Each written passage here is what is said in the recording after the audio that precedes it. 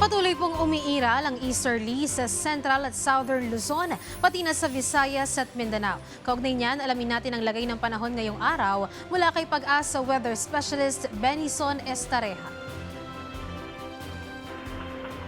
Magandang hapon, Ma'am Luisa, gayon din sa ating mga taga-subaybay. Sa ngayon, wala pa rin tayong minomonitor na anumang bagyo or low pressure area sa paligid ng Philippine Area of Responsibility. Magpapatuloy ang epekto ng easterly sa mga susunod na araw, and within 24 hours, possible din ang mga pag-ulan dito sa may extreme northern Luzon dahil naman sa frontal system o yung salubungan ng mainit at malamig na hangin.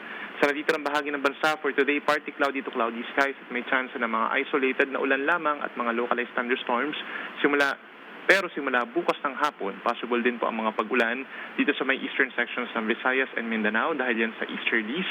Pagsapit ng Lunes at Martes, mas maraming lugar pa magkakaroon ng mga pag-ulan sa Southern Luzon, Visayas at Mindanao, mga light to moderate with at times heavy rains po yan at maaaring mag-cause ng mga biglaang pagbaha at pagguho ng lupa. Habang dito naman sa Metro Manila at natitirang bahagi ng Luzon, simula bukas hanggang sa araw po ng Lunes at Martes, mananatili pa rin po ang fair weather conditions at meron lamang chance ng mga pulupulong pag-ulan.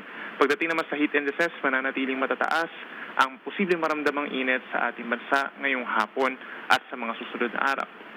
Meron po tayong 45 degrees na possible highest heat index dito sa may parting Butuan at sa may Iloilo at nasa 42 to 44 degrees pa na delikadong heat indices sa maraming lugar pa po sa Visayas and Mindanao. Payo ng Pag-asa, ugaliin pa rin ang pag-inom ng tubig and make sure na mayroong proteksyon sa init ng araw kapag lalabas po ng bahay gaya ng payong, sombrero at pamaypa.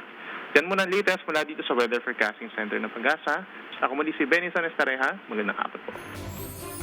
Maraming salamat, Pag-asa Weather Specialist Benison Estareja.